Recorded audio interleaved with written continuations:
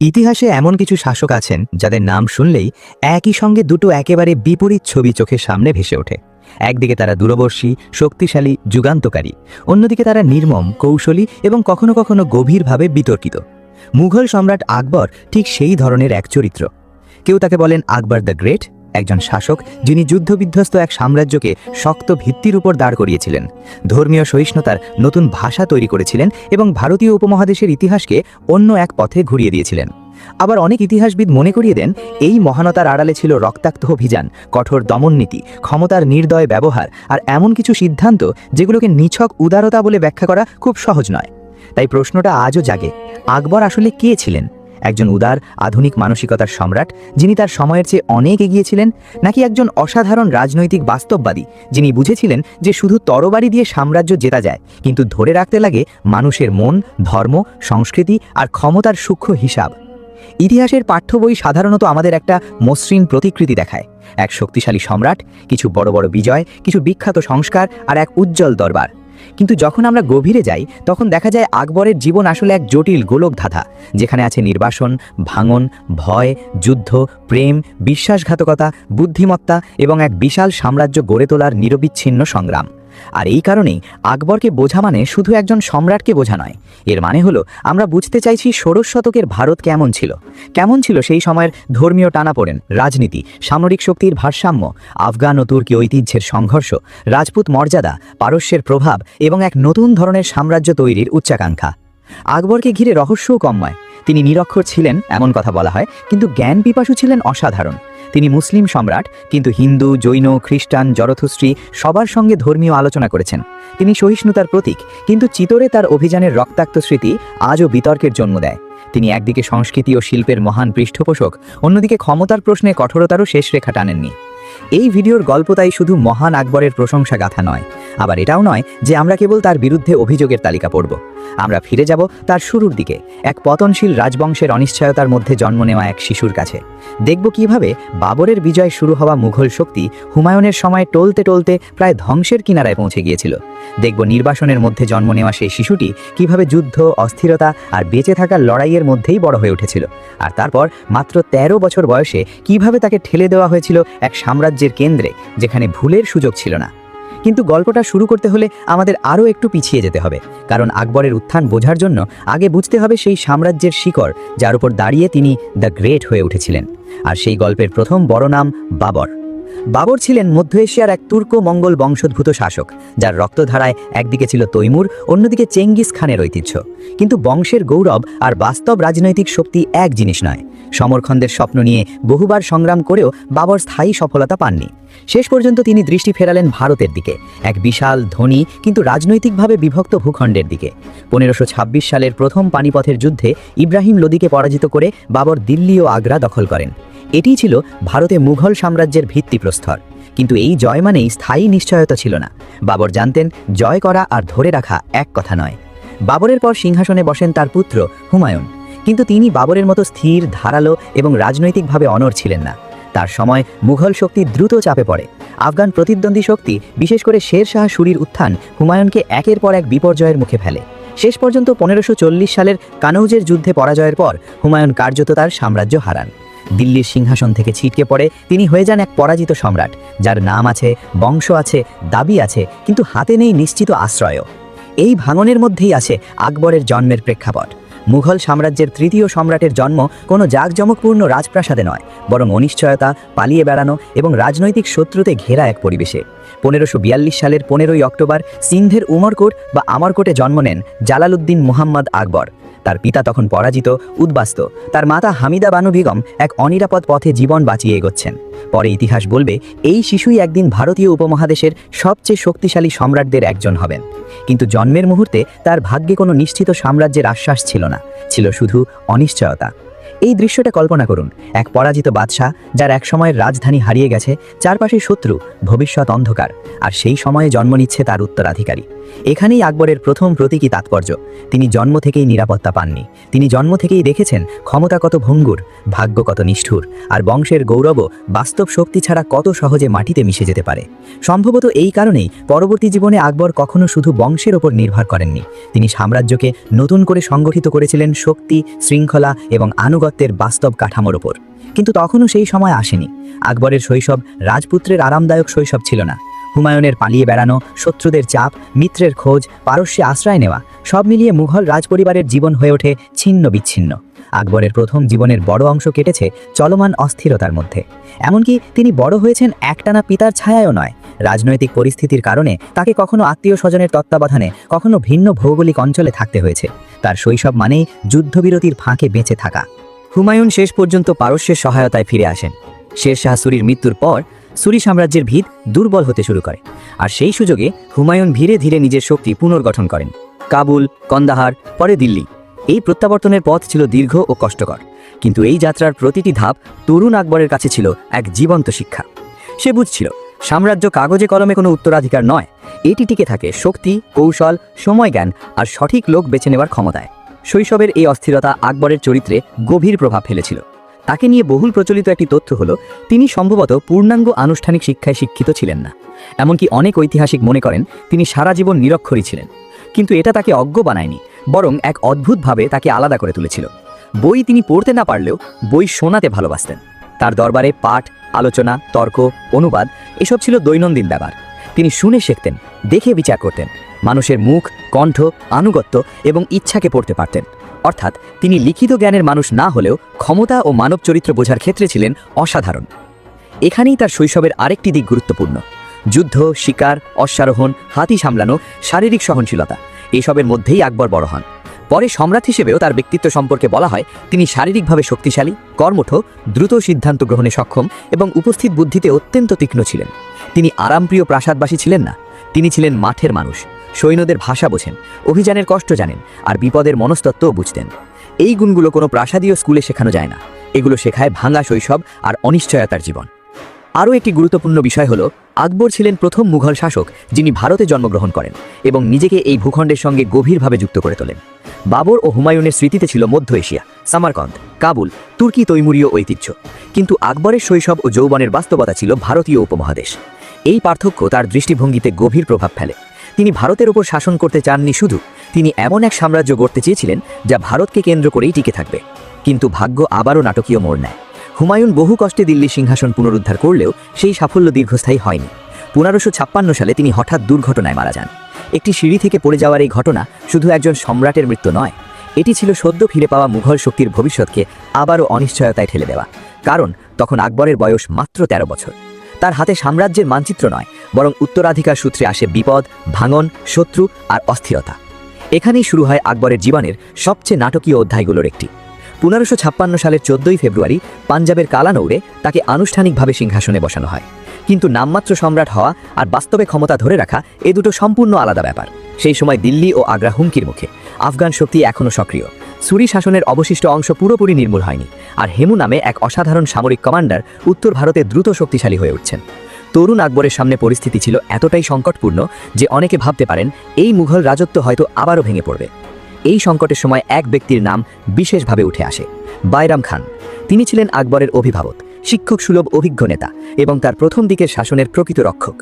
আকবরের বয়স কম, অভিজ্ঞতা সীমিত, কিন্তু বাইরাম খান জানতেন এই মুহূর্তে মুঘল শক্তিকে বাঁচাতে হলে দ্রুত, কঠোর এবং সিদ্ধান্তমূলক পদক্ষেপ নিতে হবে। তিনি তরুণ সম্রাটকে নিরাপদ রাখলেন, বাহিনীকে সংগঠিত করলেন আর সাম্রাজ্যের শত্রুদের বিরুদ্ধে পাল্টা আঘাতের প্রস্তুতি নিলেন। ইতিহাসের বিচারে যদি বাইরাম খান না থাকতেন তবে হয়তো আকবরও দ্য গ্রেট হয়ে উঠতেন না। সেই সময় উত্তর ভারতের সবচেয়ে বড় হুমকি ছিলেন হেমু, যিনি সুরি শাসক আদিল শাহের অধীনে ক্ষমতার কেন্দ্রে উঠে আসেন এবং অসাধারণ সামরিক সাফল্যের মাধ্যমে দিল্লি, আগ্রার দখল নেন। তিনি নিজেকে কার্যত স্বাধীন শাসক হিসেবে প্রতিষ্ঠার পথে এগোচ্ছিলেন। মুঘলদের জন্য এটি ছিল অস্তিত্বের যুদ্ধ, আর এই লড়াইয়ের কেন্দ্র হয়ে ওঠে পানিপথ, একই ময়দান যেখানে বাবর একসময় লোদিদের হারিয়ে মুঘল যুগের সূচনা করেছিলেন। 1556 সালের 5ই নভেম্বর সংঘটিত দ্বিতীয় পানিপথের যুদ্ধে মুঘল বাহিনী হেমুর মুখোমুখি হয়। এই যুদ্ধের ফল শুধু একটি দিনের সামরিক জয় ছিল না। হেমু যুদ্ধে গুরুতর আহত হন, তার বাহিনী ভেঙে পড়ে, আর মুঘলরা দিল্লি ও আগ্রার দখল পুনরুদ্ধার করে। তরুণ আকবরের সিংহাসন এভাবেই সত্যিকার অর্থে বাঁচে। অনেক ঐতিহাসিক মনে করেন দ্বিতীয় পানিপথ যুদ্ধ না জিতলে আকবরের পরবর্তী সব মহিমাই অসম্ভব হয়ে যেত, কারণ এর আগ পর্যন্ত তিনি ছিলেন সিংহাসনে বসা এক কিশোর। এই যুদ্ধের পর তিনি হয়ে ওঠেন টিকে থাকা সাম্রাজ্যের ভবিষ্যৎ। কিন্তু এখানেই আকবরের গল্পের প্রথম অন্ধকার প্রশ্ন উঠে আসে।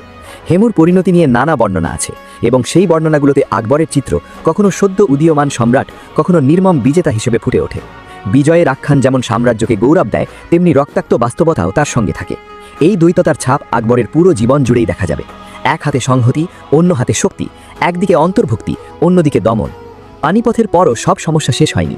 মুঘল শক্তিকে শুধু রাজধানী রক্ষা করলেই চলবে না, সীমান্ত সুরক্ষিত করতে হবে, আফগান প্রতিপক্ষকে নিষ্ক্রিয় করতে হবে, বিদ্রোহী আমিরদের বশ মানাতে হবে, আর সাম্রাজ্যের ভেতরে এমন একটা কাঠামো তৈরি করতে হবে যাতে প্রতিটি অঞ্চল দিল্লির সঙ্গে রাজনৈতিকভাবে বাধা থাকে। এখানেই আমরা তরুণ আকবরের আরেকটি বৈশিষ্ট্য দেখি। তিনি খুব দ্রুত বুঝে ফেলেন যে ক্ষমতা ধরে রাখতে হলে কেবল বাইরাম খানের উপর নির্ভর করলে চলবে না। 1560 সালে তিনি ধীরে ধীরে নিজ হাতে শাসনের লাগাম টেনে নিতে শুরু করেন। বাইরাম খানকে একসময় সরিয়ে দেওয়া হয়। এই সিদ্ধান্তের মধ্যে যেমন রাজনৈতিক প্রয়োজন ছিল, তেমনি ছিল আকবরের নিজের পরিপক্কতা ঘোষণা। তিনি বুঝিয়ে দিলেন এখন তিনি আর কারো ছায়ায় থাকা রাজা নন, তিনি নিজেই সাম্রাজ্যের কেন্দ্র।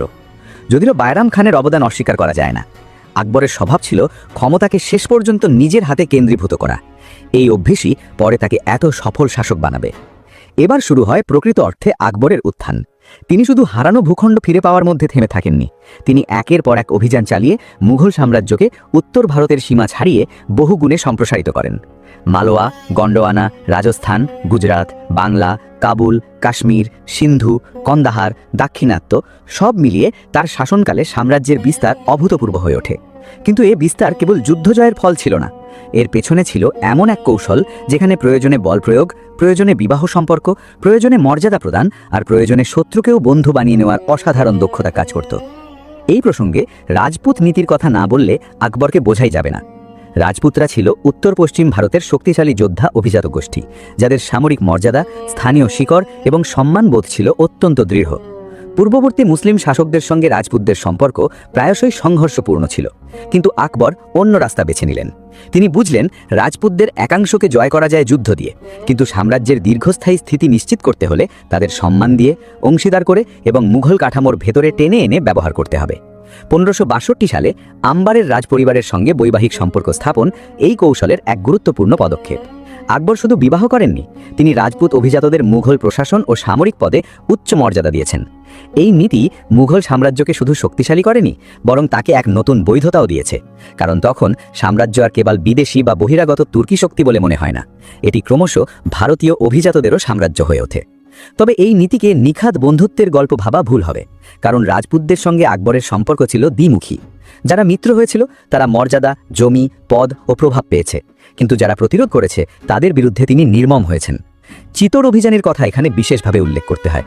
1567-68 সালে মেওয়ারের প্রতীকী দুর্গ চিতোর অবরোধ ও পতনের ঘটনা আকবরের জীবনের সবচেয়ে বিতর্কিত সামরিক অধ্যায়গুলোর একটি।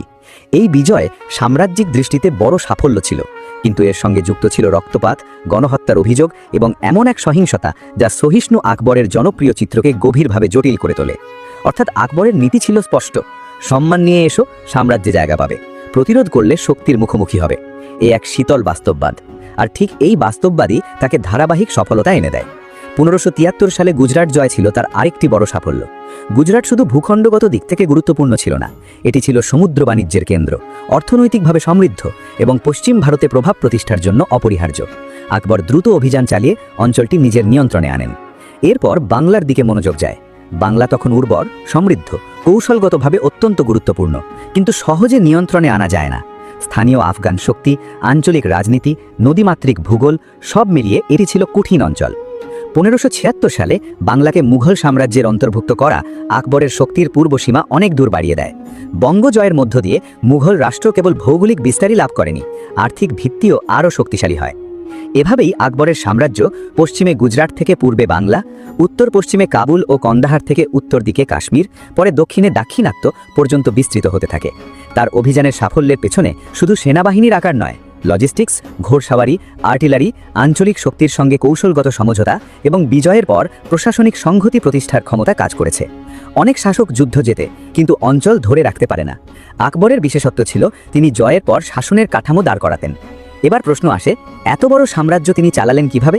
এখানেই আকবর শুধু বিজেতা নন, প্রশাসক হিসেবেও অসাধারণ হয়ে ওঠেন। তিনি বুঝেছিলেন ব্যক্তিগত বীরত্ব দিয়ে সাম্রাজ্য টেকে না, লাগে প্রতিষ্ঠান। আর সেই প্রতিষ্ঠান গড়ার ক্ষেত্রে আকবরের শাসন ছিল যুগান্তকারী। তিনি কেন্দ্রীয় প্রশাসনকে শক্তিশালী করেন, প্রদেশ ভিত্তিক শাসনের রূপরেখা তৈরি করেন, সামরিক ও দেওয়ানি পদগুলিকে সমন্বিত কাঠামোর মধ্যে আনেন এবং রাজস্ব সংগ্রহকে অনেক বেশি নিয়মতান্ত্রিক করেন। তার শাসন ব্যবস্থার সবচেয়ে পরিচিত দিকগুলোর একটি হল মনসাবদারি পদ্ধতি। এই ব্যবস্থায় সাম্রাজ্যের কর্মচারীদের একটি ক্রমবিন্যস্ত পদমর্যাদার কাঠামোর মধ্যে রাখা হতো। অর্থাৎ একজন ব্যক্তি কত উচ্চ পদে, কত সৈন্য বজায় রাখবেন, কত বেতন বা জাগির পাবেন, এসব নির্দিষ্ট করে দেওয়া থাকত। এর ফলে শাসন ও সামরিক কাঠামো ব্যক্তিগত গোষ্ঠীভিত্তিক আনুগত্যের বদলে সম্রাট নির্ভর র্যাঙ্ক ও দায়িত্বের কাঠামোতে বাঁধা পড়ে। এটি আকবরকে অভিজাতদের নিয়ন্ত্রণে রাখতে সাহায্য করে। এখানে আকবরের এক গভীর রাজনৈতিক বুদ্ধি দেখা যায়। তিনি এমন এক ব্যবস্থা তৈরি করেন যাতে তুরানি, ইরানি, ভারতীয় মুসলিম, রাজপুত বিভিন্ন উৎসের অভিজাতরা একই সাম্রাজ্যিক কাঠামোর মধ্যে স্থান পায়। এতে কেউ এককভাবে ক্ষমতার কেন্দ্র হতে পারে না, আবার সবাই সম্রাটের কৃপা নির্ভর থাকে। অর্থাৎ তিনি বৈচিত্র্যকে শুধু সহ্য করেননি, তিনি তাকে রাষ্ট্রযন্ত্রের অংশ বানিয়েছেন। এটি আধুনিক অর্থে অন্তর্ভুক্তিমূলক রাজনীতি না হলেও সাম্রাজ্য টিকিয়ে রাখার জন্য ছিল অত্যন্ত কার্যকর। রাজস্ব নীতিতেও আকবরের সংস্কার ছিল অত্যন্ত গুরুত্বপূর্ণ। শের শাহ সুরির কিছু ভিত্তির ওপর দাঁড়িয়ে আকবরের আমলে ভূমি পরিমাপ, উৎপাদন নির্ণয়, গড় হিসাব এবং কর নির্ধারণ আরও নিয়মতান্ত্রিক হয়। পরে টোডরমলের নাম বিশেষভাবে এই ব্যবস্থার সঙ্গে জড়িয়ে যায়। সাধারণভাবে যে ধারণাটি প্রতিষ্ঠিত হয় তা হল রাষ্ট্র কৃষি উৎপাদনের গড় হিসাব ধরে একটি নির্দিষ্ট অংশ দাবি করবে। এর ফলে রাজস্ব সংগ্রহ তুলনামূলকভাবে পূর্বানুমেয় হয় আর কেন্দ্রের আর্থিক শক্তি বৃদ্ধি পায়।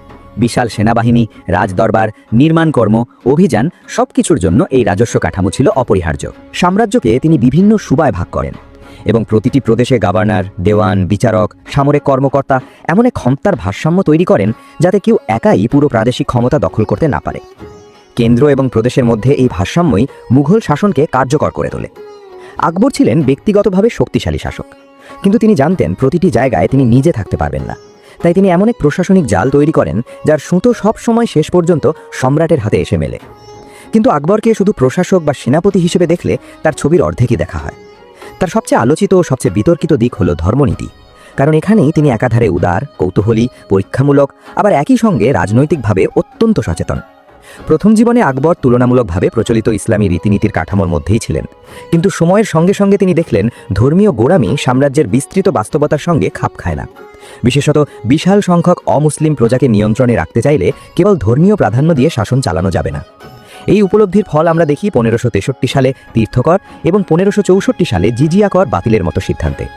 এই সিদ্ধান্তগুলো নিঃসন্দেহে অমুসলিম প্রজাদের কাছে আকবরের ভাবমূর্তি বদলে দেয়। কিন্তু এখানেও প্রশ্ন আছে, এটি কি নিছক উদারতা নাকি সাম্রাজ্যকে স্থিতিশীল করার প্রয়োজনীয় কৌশল? সম্ভবত দুটোই, কারণ আকবরের মধ্যে নীতিগত কৌতূহল যেমন ছিল তেমনি কঠিন বাস্তববোধ ছিল। তিনি জানতেন আনুগত্য কিনতে গেলে অপমান কমাতে হয়। আরও বড় মোড় আসে ফতেপুর সিক্রিতে ইবাদতখানা প্রতিষ্ঠার মাধ্যমে।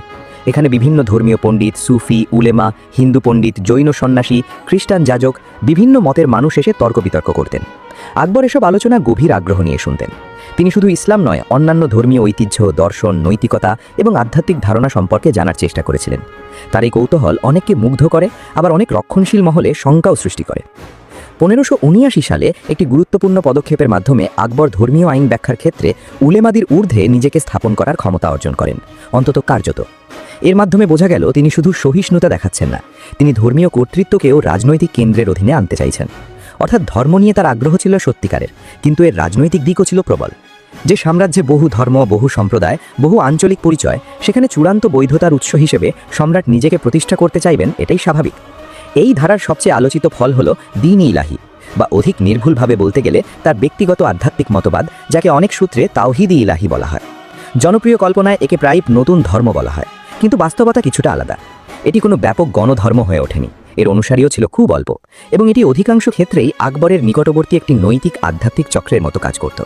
তবু এর প্রতীকী গুরুত্ব বিশাল, কারণ এর মাধ্যমে আকবর বুঝিয়ে দেন তিনি প্রচলিত সীমানা ভেঙে কিছু নতুন ভাবতে চান, এবং সেই ভাবনার কেন্দ্রে আছে সম্রাটের নিজস্ব নৈতিক কর্তৃত্ব। তাই কেউ যখন বলেন আকবর ধর্মীয় সহিষ্ণুতার প্রতীক, সেটি পুরোপুরি ভুল নয়। আবার কেউ যখন বলেন এটি ছিল রাজনৈতিক সংহতির প্রকল্প, সেটিও ভুল নয়। সত্যি বলতে আকবরের ধর্মনীতি এই দুইয়ের মাঝখানেই দাঁড়িয়ে আছে। তিনি সত্যিই নানা বিশ্বাস সম্পর্কে জানতে চেয়েছিলেন, কিন্তু সেই অনুসন্ধান শেষ পর্যন্ত তাকে আরও বেশি সাম্রাজ্যিক কেন্দ্রীকরণে সাহায্য করেছে। এক অর্থে তিনি সহিষ্ণু ছিলেন, আরেক অর্থে তিনি এমন এক শাসক যিনি সব মতকে শেষ পর্যন্ত নিজের ক্ষমতার পরিসরে টেনে আনতে চাইতেন। কিন্তু ইতিহাসের যে দিকগুলো সাধারণ আলোচনায় কম উঠে আসে, সেগুলো দেখলে আকবরের চরিত্র আরও বেশি জটিল হয়ে ওঠে। তার দরবার ছিল জাঁকজমকপূর্ণ, তার শিল্পপ্রীতি ছিল বিখ্যাত, তার শাসনে চিত্রকলা, স্থাপত্য, অনুবাদ সাহিত্য, সঙ্গীত সবই বিকশিত হয়। সংস্কৃত গ্রন্থের পার্সিতে অনুবাদ, রাজদরবারের শিল্পীদের পৃষ্ঠপোষকতা, ফতেপুর সিক্রির নির্মাণ, আগ্রা দুর্গ এসব তাকে এক সাংস্কৃতিক সম্রাটের মর্যাদা দেয়। কিন্তু একই সঙ্গে তার সাম্রাজ্যিক প্রাসাদ জীবন, জেনানা বা হারেমের বিশালতা, রাজপরিবারের অভ্যন্তরীণ রাজনীতি এবং নারীদের উপস্থিতিকে ঘিরে নানা স্তরের ক্ষমতার খেলা ছিল বাস্তব। হারেমকে অনেক সময় কেবল ভোগবিলাসের জায়গা হিসেবে কল্পনা করা হয়, কিন্তু মুঘল রাজনীতিতে এটি ছিল জটিল ক্ষমতার অন্দরমহল। সেখানে ছিল মাতৃতান্ত্রিক প্রভাব, বংশীয় ভারসাম্য, দুটনৈতিক বিবাহের ফল, ভবিষ্যৎ উত্তরাধিকারীর প্রশ্ন এবং অভিজাত গোষ্ঠীগুলোর সূক্ষ্ম সম্পর্ক। আকবর এই অন্দরমহলকেও সাম্রাজ্যিক রাজনীতির অংশ বানিয়েছিলেন। তার বিবাহনীতি অনেক ক্ষেত্রে ছিল সাম্রাজ্য বিস্তারের কৌশলের অংশ, অর্থাৎ ব্যক্তিগত জীবন আর রাজনীতি দুটো আলাদা ছিল না। বিদ্রোহ দমনের ক্ষেত্রেও আকবর কঠোর। তার শাসনে সাম্রাজ্যের বিরুদ্ধে বিদ্রোহ বা অবাধ্যতাকে নরমভাবে নেওয়া হয়নি। তিনি পুরস্কার দিতে জানতেন, কিন্তু শাস্তিও দিতেন দৃঢ় হাতে। অনেক সময় ইতিহাসের জনপ্রিয় আলোচনায় তার নরম উদার মুখটি বেশি দেখা যায়, কিন্তু যে সম্রাট উপমহাদেশের এত বড় অংশকে একক শাসনে এনেছেন, তিনি নিশ্চয়ই শুধু আলোচনা আর উদারতার জোরে তা পারেননি। তার রাষ্ট্রের ভেতরে ছিল হিংসার বৈধ ব্যবহার এবং প্রয়োজনে সেই শক্তি তিনি প্রয়োগ করেছেন। আকবরের ব্যক্তিত্বেও বৈপরীত্য ছিল প্রবল। তাকে বলা হয়েছিল চৌম্বকীয়, তীক্ষ্ণ, স্মৃতিশক্তি সম্পন্ন, মানুষ চেনায় দক্ষ। আবার তার রাগ, তার ক্ষমতাবোধ, তার আত্মবিশ্বাস কখনো কখনো এমন মাত্রায় পৌঁছাতো যে তাকে প্রায় আধা মিস্টিক রাজাভিরাজ হিসেবে তুলে ধরা হতো।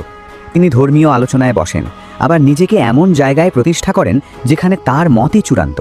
তিনি শিল্পের পৃষ্ঠপোষক, আবার যুদ্ধক্ষেত্রে নির্মম। এই দ্বৈততা না বুঝলে আকবরকে বোঝা অসম্ভব। সময়ের সঙ্গে সঙ্গে আরেকটি সমস্যা সামনে আসে, উত্তরাধিকার। বড় সাম্রাজ্যের সবচেয়ে বড় বিপদ প্রায়ই বাইরের শত্রু নয়, ভেতরের ক্ষমতার লড়াই। আকবরের শেষ জীবনেও সেই ছায়া ঘনিয়ে আসে। তার পুত্রদের নিয়ে উদ্বেগ বাড়তে থাকে। মুরাদ ও দানিয়ালের মৃত্যু, সেলিমের অস্থিরতা, মদ ও আফিমে আসক্তি আর ক্ষমতা পাওয়ার অধৈর্যতা সব মিলিয়ে ভবিষ্যৎ অনিশ্চিত হয়ে ওঠে। সেলিম, যিনি পরে জাহাঙ্গীর নামে সিংহাসনে বসবেন, পিতার জীবদ্দশাই বিদ্রোহের পথে হাঁটেন। আকবরের প্রিয় দরবারি ও ইতিহাসকার আবুল ফজলের হত্যা, যার পেছনে সেলিমের নাম জড়িয়ে আছে, এই দ্বন্দ্বকে আরও গভীর করে। একসময় যে সম্রাট গোটা উপমহাদেশের শক্তির ভারসাম্য সামলাতেন, তাকে জীবনের শেষ দিকে নিজের উত্তরাধিকার নিয়েই সংশয় পড়তে হয়। ইতিহাস এখানে আকবরকে এক মানবিক, কিছুটা ক্লান্ত, কিছুটা একা বৃদ্ধ সম্রাট হিসেবেও দেখায়। ১৬০৫ সালে আকবর অসুস্থ হন। বয়স তখন ৬৩ পেরিয়েছে। তার শেষ দিনগুলোকে ঘিরে নানা বিবরণ পাওয়া যায়। বলা হয় অসুস্থতার মধ্যেও উত্তরাধিকার নিয়ে দরবারে চাপা টানাপোড়েন চলছিল। সেলিম ও খসরুকে ঘিরে নানা গোষ্ঠী সক্রিয় ছিল। শেষ পর্যন্ত আকবর ইশারায় সেলিমকেই উত্তরাসুরি হিসেবে স্বীকৃতি দেন। ১৬০৫ সালের অক্টোবর মাসে তার মৃত্যু হয় এবং তিনি সিকান্দ্রায় সমাধিস্থ হন। তার মৃত্যুর সঙ্গে এক যুগের অবসান ঘটে, কিন্তু সেই যুগের গড়ে দেওয়া কাঠামো তখনও অটুট। এটাই আকবরের সবচেয়ে বড় কৃতিত্বগুলোর একটি। তিনি শুধু নিজের শাসনকালের জন্য সাম্রাজ্য গড়েননি, তিনি এমন ভিত্তি রেখে যান যার উপর দাঁড়িয়ে জাহাঙ্গীর, শাহজাহান, এমনকি অনেক দূর পর্যন্ত আওরঙ্গজেবও মুঘল শক্তিকে এগিয়ে নিতে পেরেছেন।